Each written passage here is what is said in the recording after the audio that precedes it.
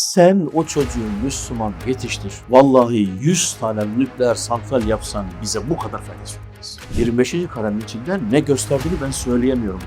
Dünyanın her tarafına hizmet için koşturuyorsun, geriye bir dönüyorsun bakıyorsun ki eldeki çocuk sen aynı fikirde değil. Bu zaman farklı bir zaman. Bu yüzyıl farklı bir yüzyıl.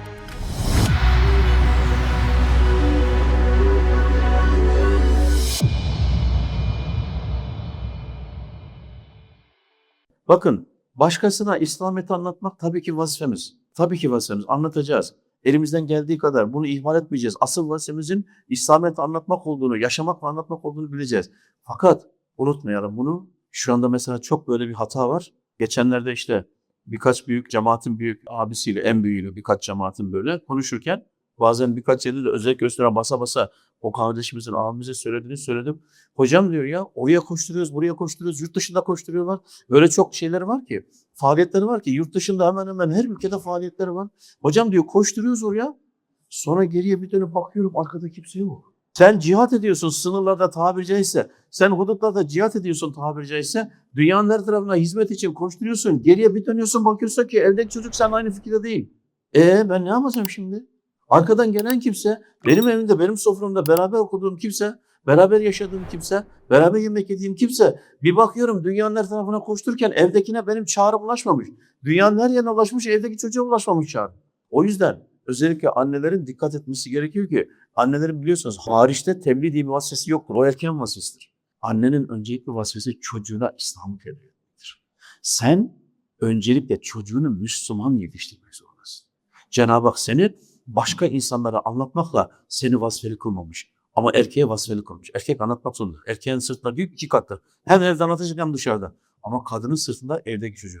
Sen o çocuğu Müslüman yetiştir. Vallahi 100 tane nükleer santral yapsan bize bu kadar faydası olmaz.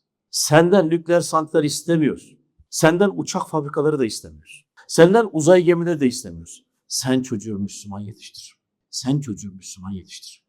Dünyadaki en zor iş şu anda, özellikle bu yüzyılda artık öyle oldu. Şu anda dünyadaki en zor iş evindeki çocuğu Müslüman yetiştirmek. Çünkü çocuğun kontrolü bizden çıktı, telefonlara geçti.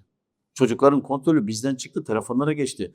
Bir de öylesine subliminal mesajlar var ki, bizim daha önce ortaklık yaptığımız bir arkadaş tespit etti. Hatta o zaman TRT'ye de bildirilmişti. Bu 25. kare diye bir şey var, biliyor musunuz bilmiyorum. 25. kare, normal yurt dışından getirilen dizilerde, çizgi filmlerde, çocuk çizgi filmleri yani bildiğiniz 25. kareleri durdurup bir tespit etti ki ne gösterdiğine inanamazsınız. 25. karenin içinde ne gösterdiğini ben söyleyemiyorum bakın. Onları tespit etti, bildirdi. Adam yurt dışından gönderiyor çünkü 24 karedir biliyorsunuz. Normal resimde 24 kare olarak geçer. Bir tane daha koyuyor. Saniye başına bir kare daha koyuyor. O mesaj ruhun arka tarafına, kafaya, oraya çakılıyor. Senin haberi yok. Çocuk da alıyor, çocuğun da haberi yok. Çocuk büyümeye başlıyor.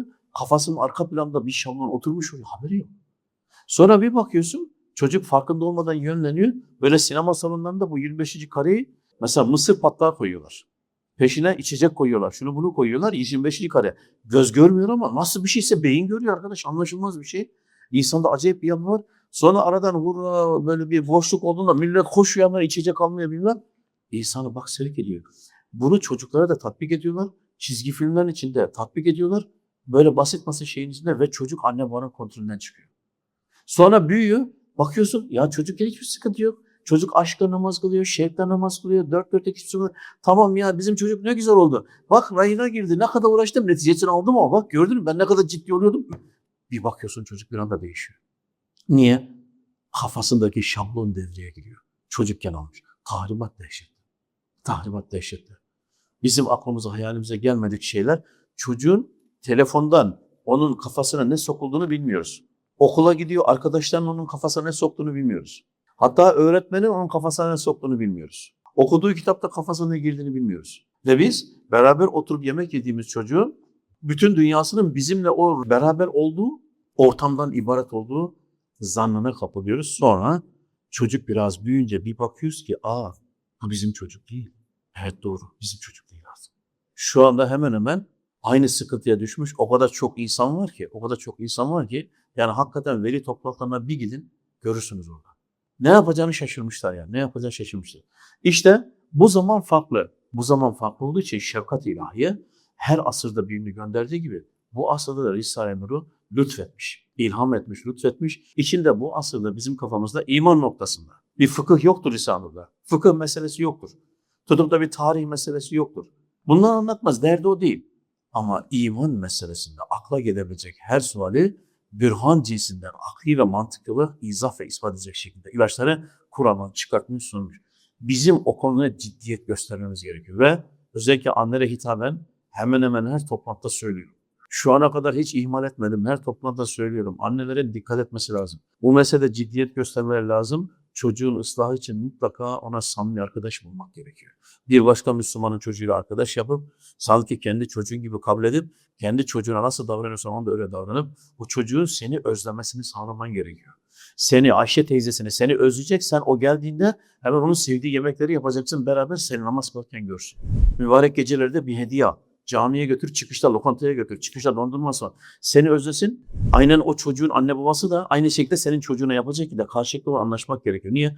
Çünkü çocuklar 13-14 yaşına kadar senindir. 13-14 yaşından sonra bil ki bu çocuk senin olacak.